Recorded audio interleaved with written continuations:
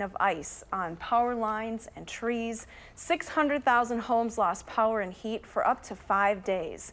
Now, the storm caused more than $50 million in damage. You're seeing some of the shots from it, but I can't even imagine what it looked like with that amount of ice. So this seems to be one of those you know where you were when type storms. Madison Magazine columnist Doug Moe wrote about the Great Ice Storm 10 years ago and now joins us with a look back and some memories. Good morning. Good morning, how are you? I'm good. So where were you? Was your apartment or your house at that time, did you get socked? Yeah, I was living off Langdon Street, going to UW.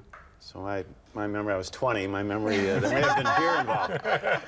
But the one thing I really remember was, I think the second night, walking on Langdon Street about midnight. And I think the lights were out, so there was, but the stars by then had come out. Yeah. And it was really stunningly beautiful.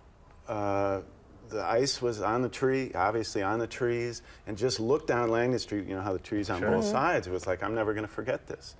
It was that pretty. Of course, you know, the next day there was a newspaper article, don't touch the trees. Because you could really damage them, and it was that kind of weird dichotomy.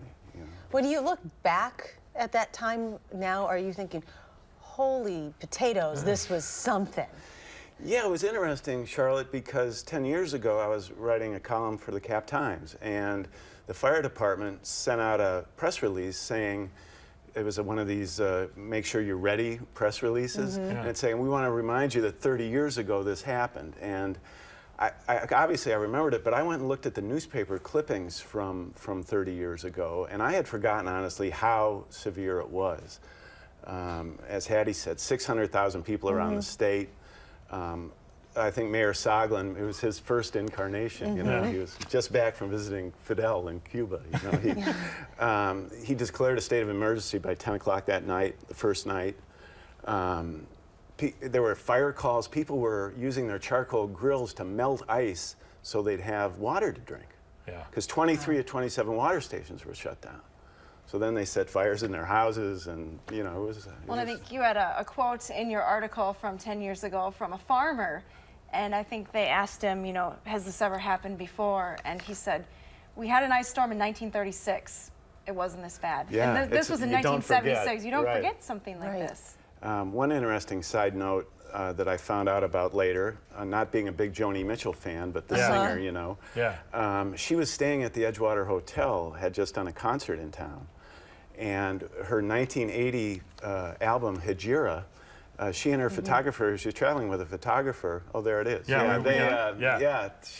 went out on the lake and took the album cover photo, and then she did a second album cover 25 years later called Songs of a Prairie Girl. So again, making it's immortalized lemonade out of lemons, I guess. One interesting note about that, I don't think the lake was frozen before the storm, so the storm actually caused the lake to freeze again. So we said it was also, one of our viewers shared with us that it was the first girls state basketball tournament. I'd forgotten that. Which Madison West won. We also got a number of viewer memories. Wendy wrote in, I was a freshman at Middleton.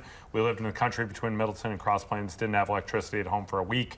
I remember having to shower and brush my teeth once I got to school each morning. You know, when I went back and looked at the newspaper microfilm, I didn't think about it, but I wondered how they were able to print the paper, and I guess they must have had generators, you know, emergency generators, because there wasn't much. Phones were down, you know, no cell phones, so, you know, I saw one of the comments on my story was, a teenage girl without a phone for 4 days, are you kidding me? Her parents would call that heaven. Very quiet around the house. Well, kind of a good reminder, are you prepared? Could you go 5 days without power? What does that mean for you? Crazy times. It was memorable. Let's hope we don't do it again. All right, Doug Moe, thank you very much for joining us. We appreciate you coming back, talking to us.